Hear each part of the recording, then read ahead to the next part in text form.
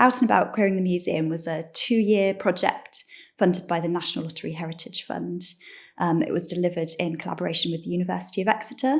There were kind of 3 main project managers or co-directors. So there's myself, Professor Jana Funke, who is Professor of English and Sexuality Studies at the University of Exeter, and also Natalie McGrath. So she's a poet, playwright, kind of socially engaged practitioner, producer, lots of different kind of job titles, I guess. So we were all working together to basically try to uncover and create LGBTQ plus history and heritage within RAMM's collections. So kind of historically, and I suppose kind of throughout museums and other kind of cultural organisations, there's not necessarily been a massive space for LGBTQ plus history and heritage. So we were trying to kind of open that up, empower local LGBTQ plus communities to come in and kind of queer the space, I guess. And also one of our kind of main aims for the project was to make RAMM more welcoming and inclusive of LGBTQ plus audiences as well.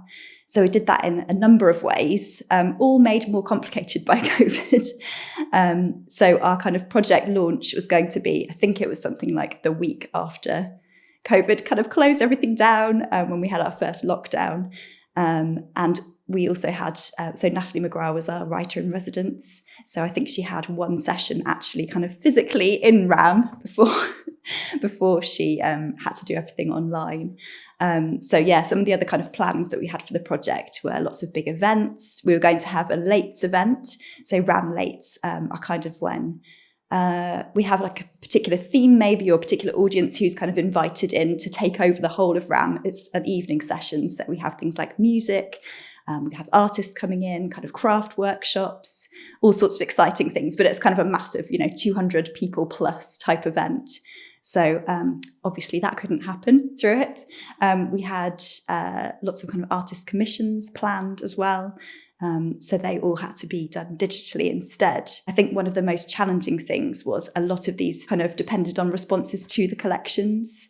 So we had kind of imagined people coming in and being able to look around the museum, find objects of interest to them, and then being able to kind of create their own kind of LGBTQ plus history and heritage around those objects, or, kind of go off and do their other extra research around those. So we didn't have that opportunity. One of the things that we've seen during COVID, and with one of our projects called Queering the Museum, which was a project working with LGBTQ plus people to explore their history and heritage through the collections. We worked with a few artists as part of that. And one of the things that, there were lots of challenges with that project, because it was supposed to be very much face-to-face and it was all moved online.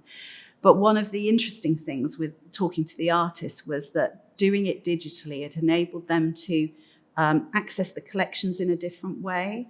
So they had gone through our Collections Explorer website and started searching for things there, and which had led them in all sorts of different directions that they might not have gone down if they had just had a normal walk around the museum and looking at the cases. And, several of them said, I went down a real rat hole with this, and it ended up exploring things that were really unexpected, but that was a very creative process, and I think that was a surprising byproduct actually of moving everything digital. So Collections Explorer is essentially a kind of online database of all of RAMM's, information about all of RAMM's kind of objects. So we used that for the basis for lots of our artists, and we also had some volunteer researchers. So they would kind of they would type in words they thought might kind of connect. I think that was kind of part of the, it's something that we now have realised that we need to kind of address through Collections Explorer. And that's one of the kind of outputs of the Out and About Queering the Museum project as well, is making changes to the information that we hold on that database now as a result of some of the research that's gone on through the volunteer researchers and through the artists and other people that were involved in the project.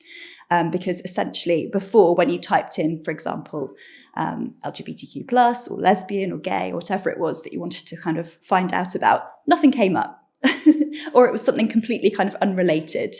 So now a change that we've made since the project is a particular theme which concentrates on LGBTQ plus history and heritage. So it brings together all of the objects that we explored through that project.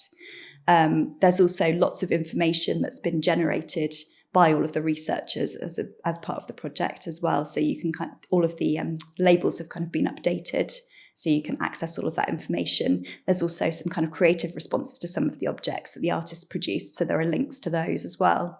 So there's definitely more of a kind of wealth of digital information around that specific project, and that's something that we want to continue with other audiences now as well.